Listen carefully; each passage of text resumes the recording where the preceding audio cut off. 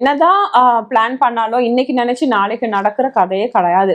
So நிறைய girls என்ன சொல்றாங்கன்னா, டாக்டர் 2-3 இயர்ஸ் பிளான் பண்றோம், அதுக்கப்புறம் I want have a baby. அப்புறம் குழந்தை வேணும்னு நினைக்கும் போது ரொம்ப அவசரப்படுறாங்க. ஐயோ இன்னும் நிக்கலையே. அதான் ஏன்னா பிகாஸ் இது இன்னைக்கு நினைச்சு நாளைக்கு நடக்கிற கதையே கிடையாது. ஏன்னா நிறைய ஃபேக்டர்ஸ் இருக்கு. ஃபர்ஸ்ட் எக் ஒழுங்கா வரணும், தென் ஸ்பெர்ம் ஒழுங்கா வரணும், தென் அந்த டியூப் ஒழுங்கா இருக்கணும், அப்புறம் ரெண்டும் மீட் பண்ணணும். அப்படி மீட் பண்ணாலும் அது ஃபர்டிலைஸ் ஆகணும்.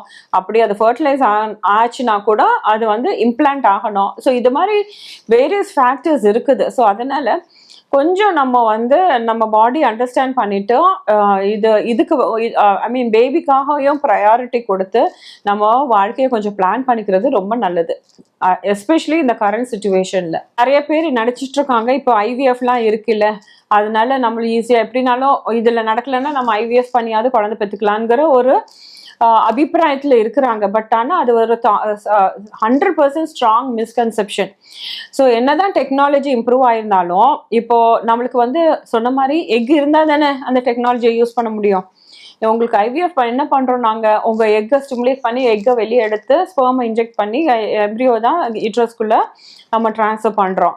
ஸோ அப்படி எக் எடுக்கணும்னா எக் இருக்கணும். அப்படியே யூட்ரஸ்குள்ள அந்த எம்ப்ரியோ ட்ரான்ஸ்ஃபர் பண்றோம்னா யூட்ரஸ் வந்து ஹெல்த்தியா இருக்கணும், இன்ஃபெக்ஷன் இருக்கக்கூடாது, அதுல வந்து அடிஷன்ஸ் இருக்கக்கூடாது. ஸோ இதெல்லாம் ஏற்கனவே அந்த டேமேஜ் ஆயிடுச்சுன்னா நம்ம எந்த ஐவிஎஃப் ஒன்றும் பண்ண முடியாதுல்ல.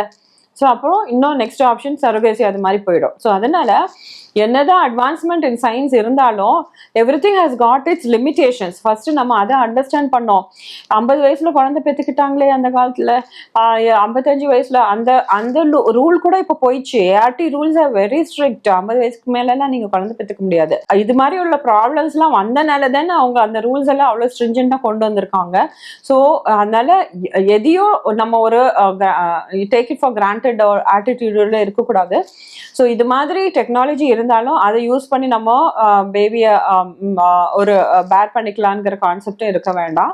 நம்மளும் எவ்வளோ தூரத்துக்கு நம்மள பார்த்து நம்ம ஹெல்த்தை மெயின்டைன் பண்ணிக்கிறோமோ பண்ணிட்டு அதுக்கப்புறம் நம்ம எப்படி பிளான் பண்றோமோ அதுதான் நம்மளோட சக்ஸஸ் கொடுக்க போகுது.